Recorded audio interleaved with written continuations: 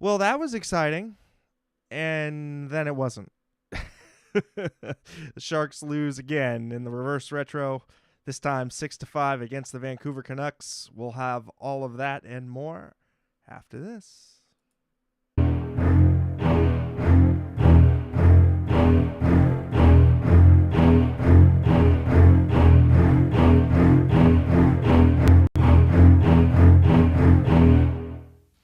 But first, if you want to be a part of the show and Teal together with us, check us out across all the social media platforms, that being the YouTube chat, Twitter, Instagram, Facebook, SoundCloud, Reddit, the shenanigans that go on in the Discord, the TikToking that goes on, everything and more at tealtownusa.com.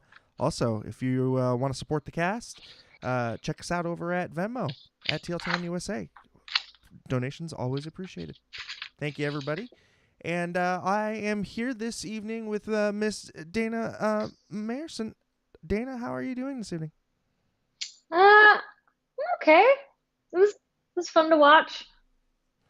Well, we just asked them to have some interesting games, and they definitely gave us an interesting game tonight. It was a game. Yes, a game for sure. And really, I mean, guns a-blazing starting out in that first period with Nick Bonino scoring 18 seconds in, Benning and Couture getting the assist there, and gave us some real nice hope in that first period. They went crashing kind of to the net. Then they got a kick back out to the blue line, then able to get the tip by Nick, and off to the races we go. What'd you see tonight that was kind of working with, and especially I think that net front presence we saw? Yeah, definitely. I didn't realize the game had started. When I heard the goal horn, I went to go grab some laundry and I'm like, wait, I thought they were playing a replay. So that was a nice surprise. Bones is so funny like that. It's really all or nothing.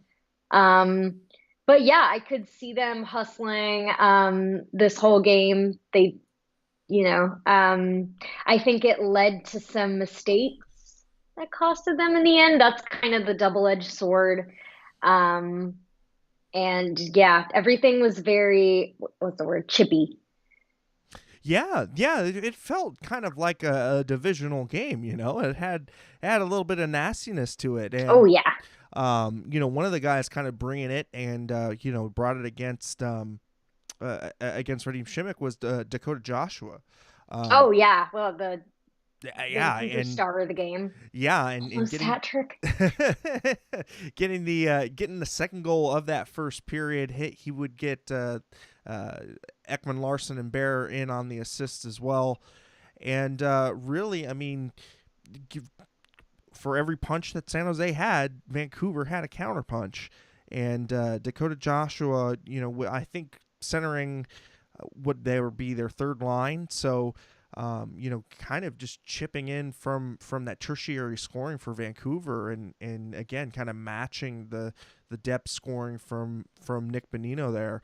And unfortunately, the Sharks would take quite a few penalties this game, and really get burned when you had CJ Seuss holding against Dakota Joshua. Cease. Cease. Cease? Yeah. Cease. There we go. Yeah. CJ I Cease. didn't know I didn't know he existed until I found out he was playing for the Sharks today. So Yeah, right. I think a very late call up from the Barracuda. But again, coming up and trying to shore up some of that bottom line depth. Matt Nieto still being out, I think had some issues, and then Neveny Svechnikov, I think, was sent down and then recalled. So just a lot of movement going on with the Sharks right now. With the guys going in and off of injured reserve.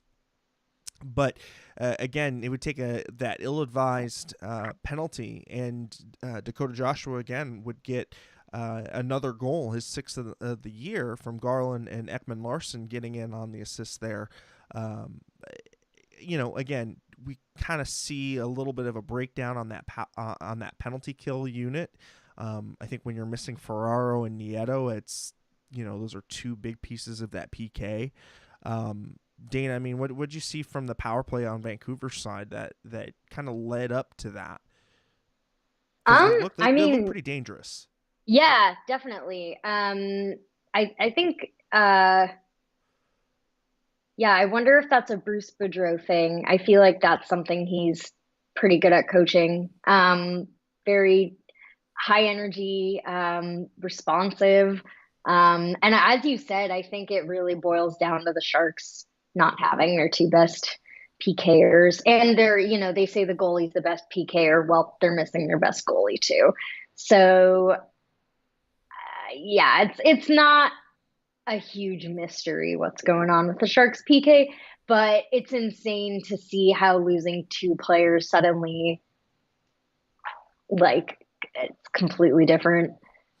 Yeah, yeah, and the team, I think, would end up on that first period on a high note in shots, 10-8, in favor of the Sharks, but really that power play goal at the end of that first period to me kind of felt like it sucked some of that momentum out of that first that the Sharks kind of had, and really kind of set the tone for the next portion of the game. So going into that second period, I mean, Nils Hoglander would get his third of the year, Bo Horvat getting the assist there, and again, Vancouver kind of just picking up where they left off on that power play and really looking like they were going to funnel shots towards the net and have a little bit of their possession play going through the neutral zone, really driving play here. And what would you see on this goal, Dana, and kind of just the energy that they kind of brought out in that second period? Well, the second period was better overall for the Sharks. It didn't start out great. Um, do you think Labanc was tripped before that goal? See, in this one, this is where I want Labanc to be a little bit stronger on his skates at Hmm. times, Yeah. and why I sometimes have some pause on, just some of the physicality that he can bring to the game. So, was it him getting tripped up, or was it him trying to get a call? I'm not sure on this one, Hmm. but I would have liked to have seen him, maybe try to stay on his skates a little bit longer there and try to get back into the play.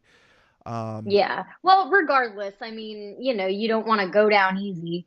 Um, the most annoying players in the whole league, really, other than the ones who take cheap shots, are the ones who just like flop over like a little, like a fragile little flower. The moment anyone bumps them. And I don't know. I don't know that Labanc is usually that person, but it was kind of borderline because it didn't look super intentional from the Canucks player, but right. Labanc kind of felt just crumbled over, and from there you just kind of knew it was okay. Yeah, that's about to go in. Yeah, Um, and I think, uh, you know, the play had already they've established a physical game, right?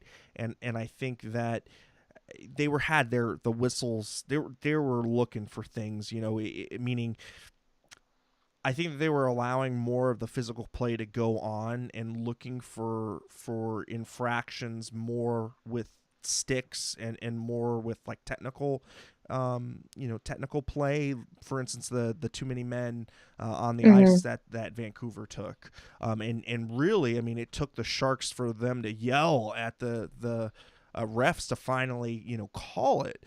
So again, to me, that it looked like the refs kind of had their whistles in the pockets at some points of the game, and I don't know. It's tough, but definitely borderline for sure. And maybe a different staff would have called that a different way and called that penalty there and negated the goal against. But the Sharks would eventually get a power play goal. Timo Meier would get his 13th on the season with Barabanov and Hurdle getting the assists. And this one was just a beautiful play where you get a drop back from the forward coming in to the slot with the puck, drops it back, and then gets it onto Timo's stick for the one-timer. And boy, he fired that off, and it looked like he got the monkey off his back with that one. What'd you see from Timo tonight, Dana? Yeah, is he still leading all shots in the NHL? Whether or not he's still in the lead, like that man shoots. And when it goes in, it's beautiful.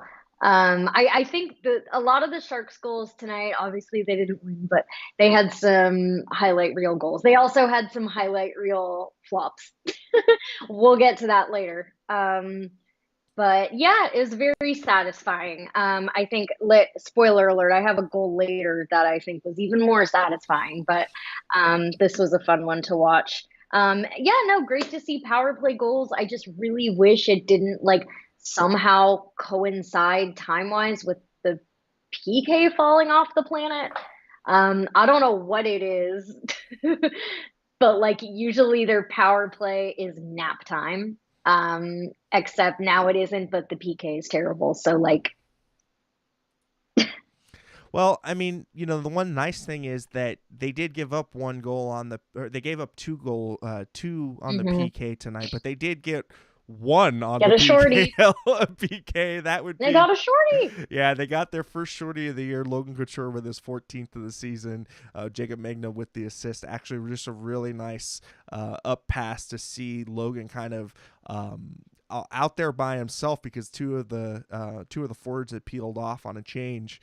So Logan was kind of just left all alone as an outlet, and really nice move on the net, and it just barely squeaked by. But good for Logan to get the shorty there. And what'd you see on that one, Dana? Well, I'll say if I'm, what's his name? Spencer Knight? Is that the goalie who Patrick Marleau ran out of the league for 2 years in one period with four goals? Whatever. That kid, the Vancouver goalie. If I were him, I might have wanted that one back. But good, good on Cooch for knowing where to send it, and yeah, no, that was good. That was satisfying. That was definitely one of the high points of the game. I mean, it's shocking that the second period was like by far the Sharks' best period. Uh, can't say that super often. So they giveth and they taketh away. Yeah, right. um, Spencer however, Martin. Sorry to interrupt. Spencer Martin. Spencer Knight is on Florida. yeah, yeah. Good. Thank you, Steve, for the correction in the chat. I appreciate it. Ilya Mikheyev would score not too long before the expiration of the period. He came in at 19:28 of the second. And Dana, this was the one that I felt the first one at the end of the period sucked, but the second one at the end of the second kind of killed the good mojo the team had after getting those two goals, right? Yeah. I don't know if it's a pattern, coincidence, whatever, but yeah, it's definitely a bummer. It felt like kind of throughout the game whenever the Sharks got momentum, you know, due to a Sharks mistake or due to, someone on Vancouver just being younger and more talented. It would always go in. So it's hard because like I don't know if I ever really had faith the Sharks are going to win this game. Also, I'm cursed because this is my ninth after dark and they haven't won once. Oh no. Not even once. Well, and you had said it. I mean, it really capped off that second period, and the Sharks had played their best period, of hockey in that second, and the shots bared it out. I mean, it was 11-17 in favor of the Sharks, and it just felt like for every punch though that the Sharks had, the Canucks had a counter, and And again, that those end of the period goals have just reared their ugly head out game after game after game, and the team isn't going to win many games by giving those up. But Yeah. I that mean, being gosh, maybe they just get tired over the course of the period. Like, I'm trying to think, like, what would even, like, lead to that happening. Or maybe it just seems like it's more often for us. Everyone thinks it's always their team that has this bad habit or that bad habit, but food for thought. Yeah. Well, we'd have an interesting kind of turn of events though into that third period. Capo Kakkonen started the period out, in net, but would not finish the game. And we'd had Eetu Makiniemi making his debut in relief, and really kind of, I don't know, a head scratcher to me, because I think at that point I had kind of felt that I think there was one goal that I didn't like, Capo Kakkonen and his in his positioning, and I think it was that second goal from Dakota Joshua where he didn't hug the post enough. But Oh, I think that was the first goal. oh, was that the first goal? Yeah. It was one of the Dakota Joshua Yeah, goals, definitely. and No, but I agree with you. and It's like four goals. And I think, maybe if you let in four goals and it's just the first period or start of the second, like maybe, but yeah, that was definitely confusing. So there might be something more there. I mean, especially since it's not like Makiniemi is, like for example, if it had been, Kakkonen and then Reimer's on the bench, like, okay, sure. But yeah, I don't know. That was confusing because it wasn't Kakkonen's best game ever, but it's not him any favors at times. Um, so I don't know. Maybe there's something more there.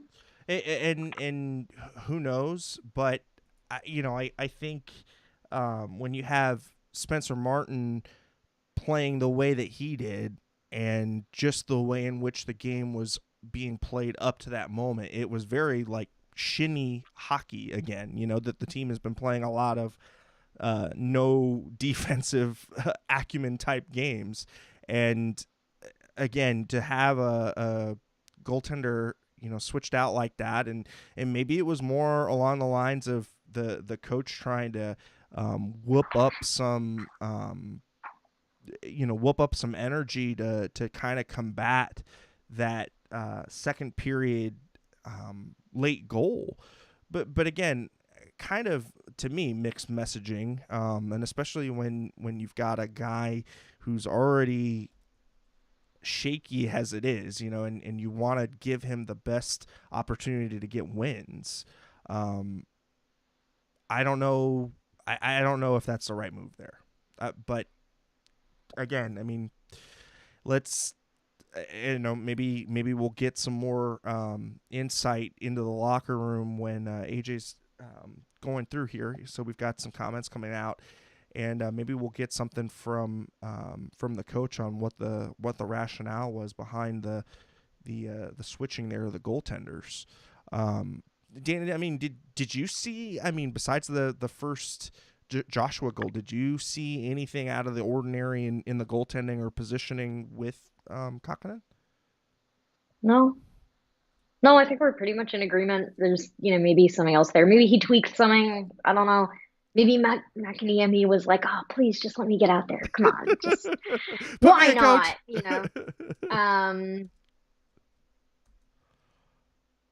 Well, I mean, whatever the intended effect was, the Sharks did come out with some jam, and Gadjovich getting his first of the year unassisted. This one just another kind of crash play to the net. Nothing really fancy, in Gadjovich it's unassisted. So again, some good neutral zone play that's able to get the puck up, able to work it to him, and he's able to get it in on net. And again, when the team plays those fundamental meat and potato type games, they seem to have more success versus when they want to play this East-West type of game, or they want to play a game in which they've got a real reliance upon Erik Karlsson to move the puck through the neutral zone. Yeah. Like Right? the hot potato type of game where it's like, oh, no, you take it. No, you take it. And nobody wants to shoot. Sometimes, like, Timo Meier can't be, I guess Timo Meier and Erik Karlsson can't be the only guys shooting. So, yeah, I don't know. I've loved Gadjovich this season. Obviously, he's not here to be the number one offense guy, but he always brings the energy.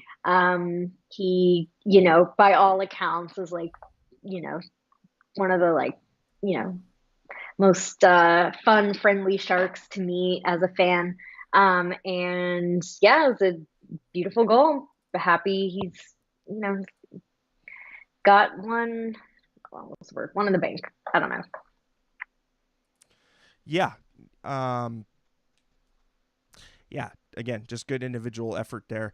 Another guy, though, that had needed a goal and really needed to score, Kevin Labanc getting his 6th of the season, 11:28 in the third period, giving the Sharks the lead, funnily enough, after the switcheroo there in the back end coming into the third. So Kevin Labanc would give the team the lead, 5-4, Hertl and Karlsson getting the assists there.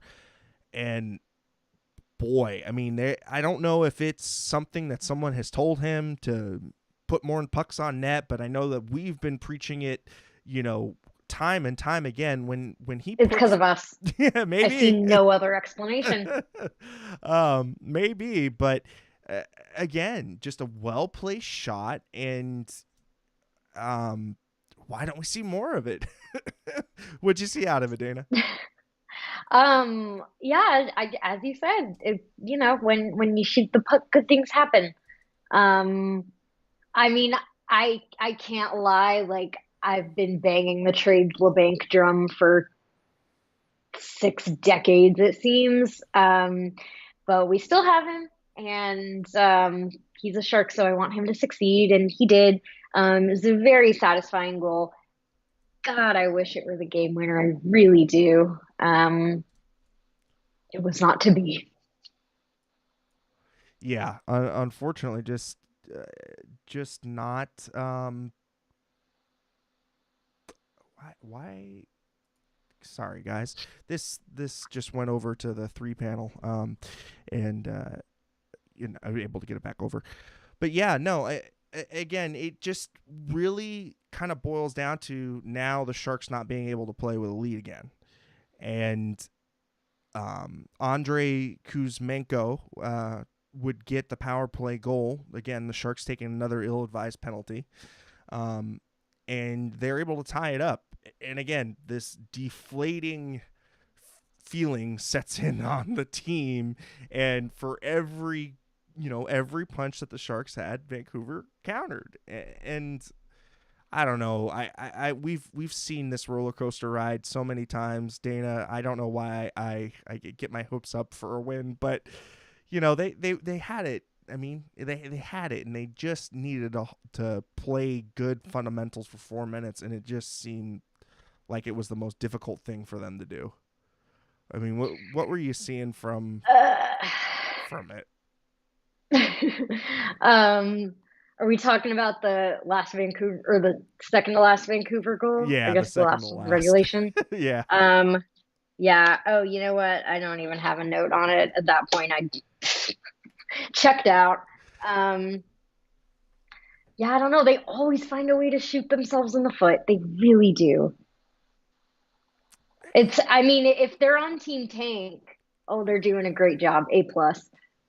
You shouldn't have taken it to OT, but other than that, you lost in spectacular fashion. Right. Oh, and again, they get it into the overtime goal or overtime, excuse me, and really back and forth play again. Could have been actually, I mean, Vancouver had a nice little flurry at the end of the third period, which Makaniemi kind of kept them in To be quite honest, there, I think right at the end of the buzzer, I mean, there was a save he had to make off the mask. So again, the Sharks survive to the overtime period, but again are just overshadowed, I guess, in this by this point by Vancouver's talent and Elias Pettersson, getting his 13th of the season, Kuzmenko and Hughes getting the assists there, and a sloppy end to a sloppy game that was played, I think, defensively. What's defense? Yeah, I don't know her. Never heard of it. yeah. So again, I mean, it's hard to draw good conclusions from the defense. I think you can definitely see it's missing Mario Ferraro. And the team is continuing to have to place guys like Jacob Magna into pressure situations, and it's just not just not a cohesive bunch right now. Yeah. Whatever happened to Knyzhov? Like, wasn't he supposed to come back this year? The last that I Still injured? the last that I heard, he was skating but had not yet taken like full practice. Okay. I'm not 100% sure where exactly he's at. If anybody's got some more info on that, that might be an Ian question. But yeah, I mean, Knyzhov is definitely a guy who I'm not really expecting much from at this point, just because of how much time he's missed and, Yeah.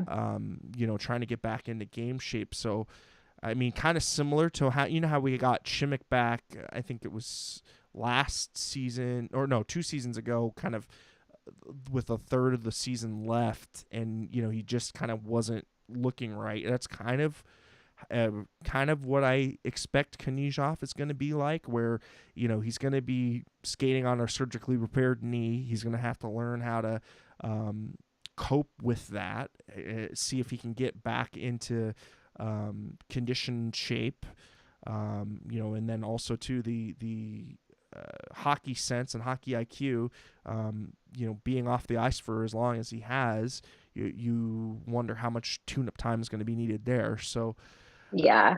again, No need to rush it. No need to rush it, and just they're not. There's no playoff run. yeah. And thank you, AJ. We got some quotes in now from Quinn. Nieto was missed, but the first one was on a failed clear. We don't usually give those up, but we have the last couple of games. Again, that kind of goes to the sloppiness that we had talked about, from the beginning. Here we go. I liked a lot of our game. We competed. Our game got better as the game went on. Vancouver is hot, and I'm proud of our compete. That's OT hockey. We have a breakaway. It goes the other way after 2 periods. I felt going to Makiniemi was the right move. We need all of our lines to be better defensively. You can't give up goals that were given up, and it feels like it's easy for the other team. Our game is too indecisive. And that was it from the head coach. So again, echoing very similar sentiments, I guess. So nothing on Kakkonen, and if there was any kind of injury or if it was, according to him, just wanting to go to Makiniemi, kind of mixing it up. Fair. Yeah. But again, I mean, this effort puts into question now Kaapo Kakkonen's ability to start games and where he actually lies on this goalie depth chart, because I know we have, James Reimer has established himself as the starter again and played better of the two. You thought that Kaapo Kakkonen would be the clear number 2, but I don't know that now, Dana. I mean, where do you what where do you see his game going, and what do you see his ceiling, or I guess just on average, what are we going to get from him game to game? Because at this point, I don't really know what to tell people.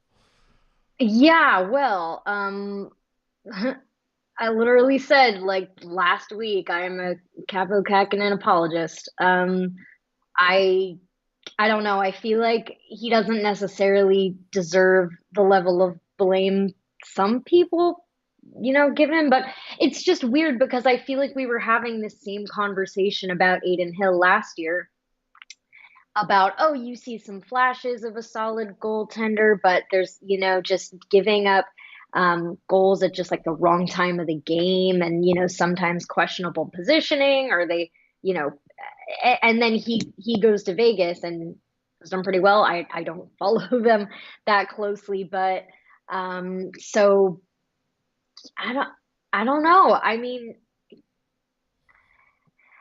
I think you got to write it out because it's like he's on a 2-year contract, 1 year, whatever. He's not, signed for eternity. So, as Ian has pointed out in a previous episode, like with goalies, just sign them to a year or two and find what sticks. And on the bright side, like, if we had I don't know, a friggin' Martin Berger, Dominic Hasek, or somebody in net, but the rest of the team was this bad, like it would be a waste. So we may as well have a mediocre goaltender right now. And you are indeed correct. 2 years on his deal, so this year and next year. Um, but coming from a guy that had really good pedigree, right, and coming from a guy who we saw have a good quarter of a season with the Sharks, to see him regress this hard, that's concerning as far as like what his future outlook is, because this is a guy that was coming to us as, hey, this is a 1A type of goalie who or potential 1A type of goalie. He has the pedigree and he's got the frame and the skill, to be a 1A, but kind of still needs some maturation. You hate to give up on a guy, who's only 26, but I can't tell you what he's gonna be from night in and night out. Sometimes I feel like he's got really good positioning. Sometimes I feel like he's very a very confident and very upright, kind of in your face goaltender.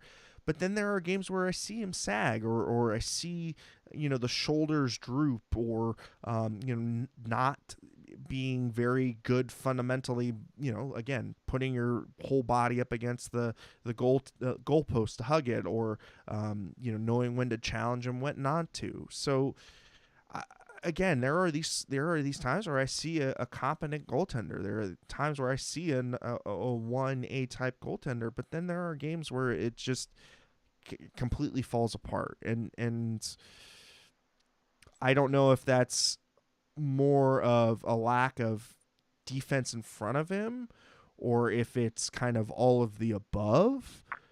But this is concerning for a guy who's supposed to be a starter. Yeah, I will say Minnesota chose to trade him and trade for Fleury. So if they really thought this was their goalie of the future, they would have kept him. So I don't know. I'm not horribly concerned or disappointed because I I think he's not too much worse than what, how do I put this? Like, yeah, like I said, Minnesota traded him. So it's not like like they had a reason to do so. Obviously they wanted what's his name? Jake Middleton. But they traded for Fleury. So and it hasn't even been a full year at this point. So I don't know. I agree that, there's reason for concern, especially when, James Reimer was always supposed to be the stopgap, first, oh, he'll hold down the fort while Aiden Hill can, um, grow as a goalie and become a starter. That didn't pan out. So now we're trying with Kakkonen. And again, I don't know what it is about Reimer, how he keeps a cool head and manages to keep this team alive, but gosh, his presence is missed. As far as Kakkonen, like again, it's not like we're like y'all, we're not going to the playoffs. So who I don't want to say who cares who we have in net, but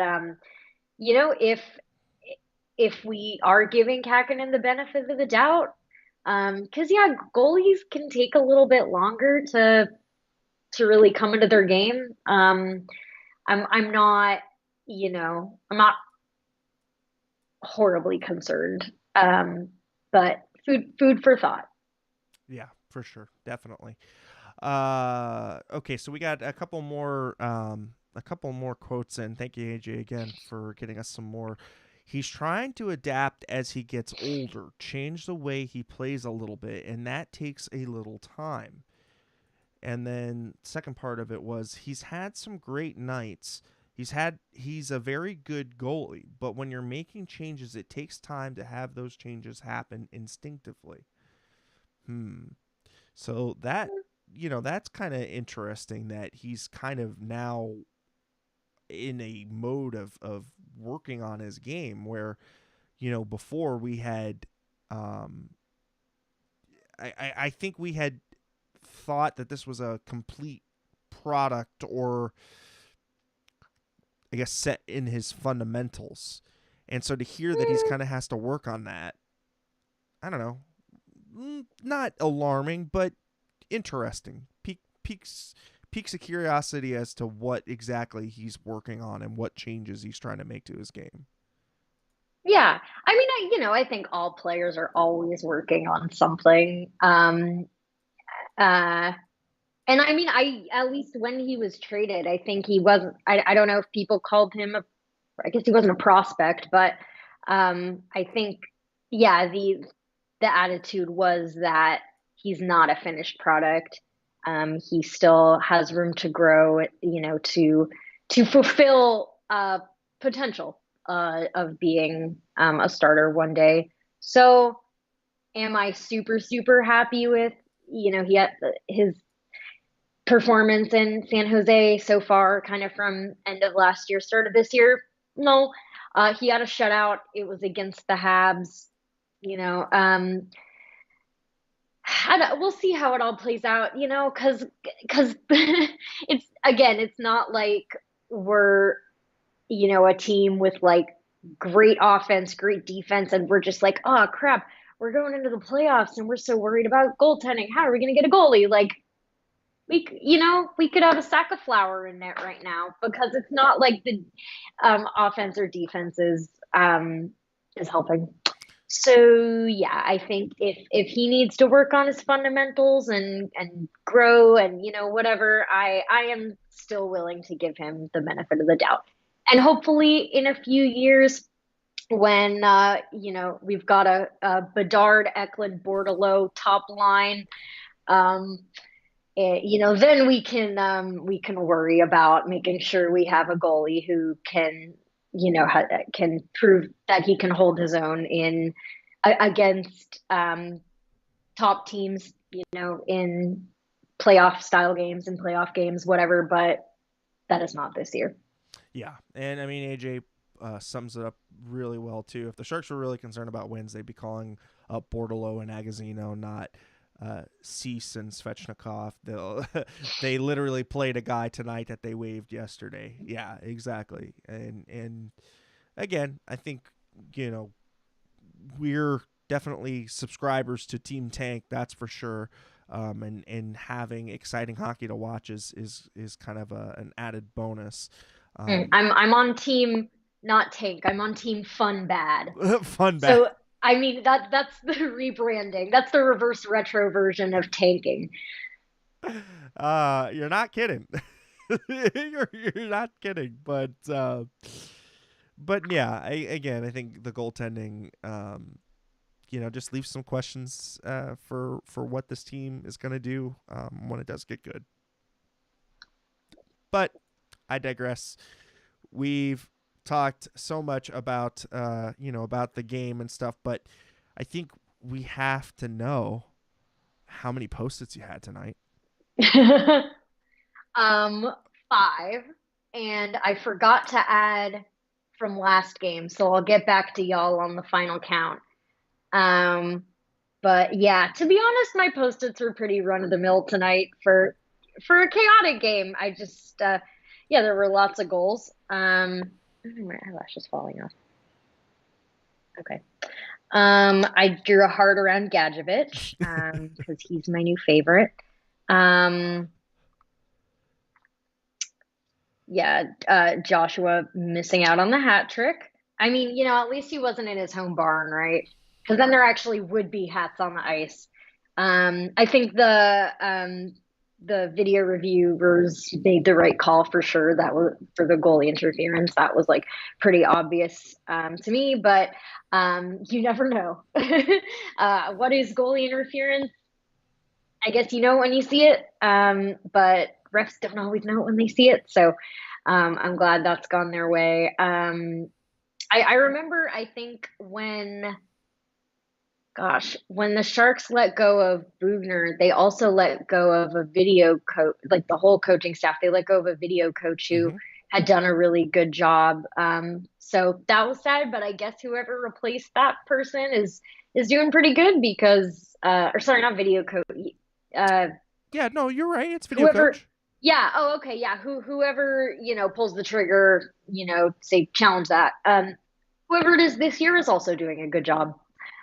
So yeah, I'm glad the right call was made there. Speaking of calls, I guess instigator calls don't exist if we're going back to the beginning of the game.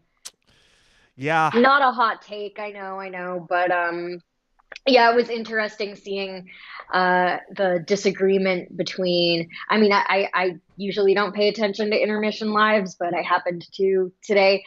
Scott Hannon saying, that he was in support of guys, dropping the gloves after a perfectly legal body check, as opposed to, I can't remember if it was um, Randy or Brett Hedican who, said, "Oh, well, that's it's a perfectly legal body check. Why are you, like throwing a fit over it? Nothing wrong happened." So, I Where do you land though on the instigator and the whole conversation? I mean, do you like guys sticking up and coming through and trying to stand up for a teammate, or are you more along the lines of we need to kind of police this out a little bit more, and that instigator does need to be called more often? Gosh, I'm so torn because I mean the fights are entertaining, but I hate to bring this up, but it's true. We know the science behind what happens when you get hit in the head repeatedly over a course of many years, or any part of your body getting hit repeatedly. Like, um, I think it is for the better if hockey moves away from that. But I I feel like what's the point of having checking allowed at all if people are gonna fight about it immediately? Like one of the reasons I love Gadjovich is because he sticks up for his teammates. He's that guy. It's like, you see the play going, oh, suddenly no one's playing, the puck's not moving. Oh, they pan over. Yep, there's a fight. It's Gadjovich. Like I love that, but I think when it comes to legal hits, like I don't know, but I understand like a team, when they're bonded, they feel the emotions, if they, even if something was technically legal, they might not feel great about it and emotions can run high.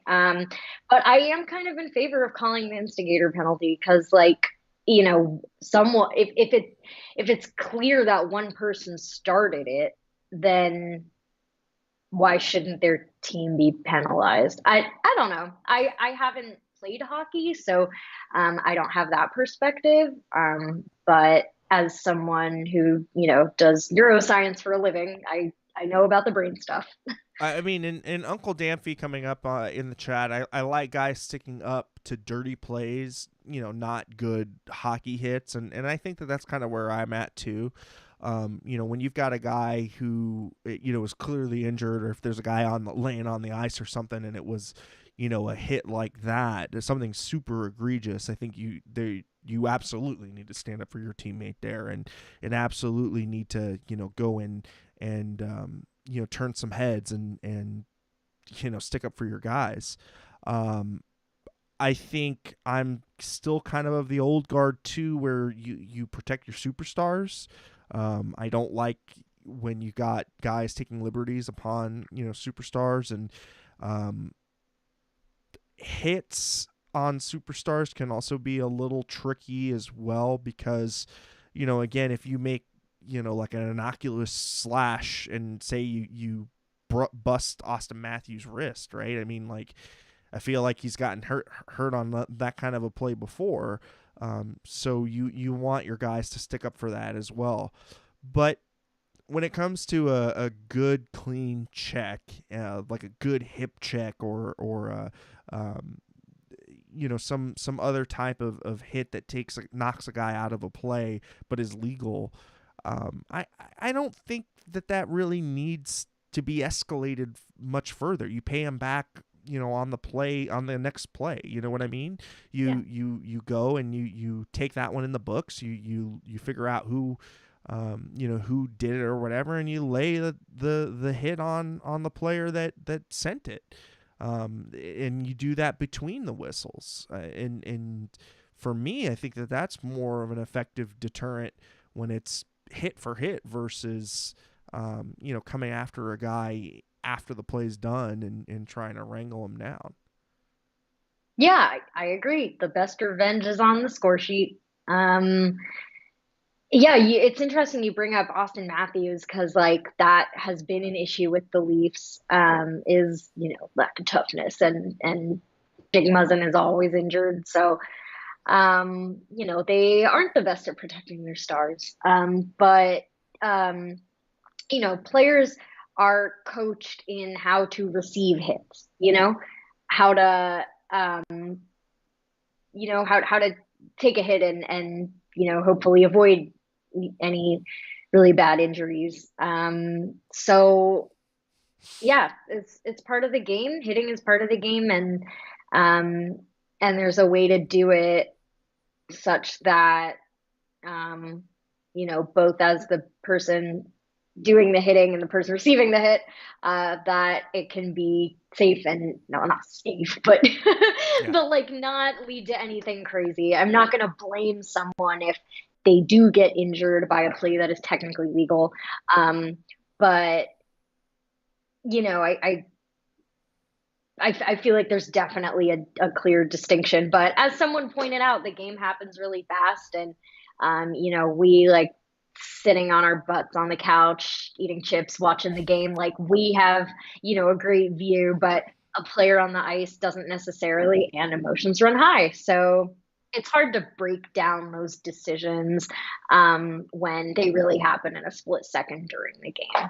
Yeah. So Well put, and I think we'll end it with this.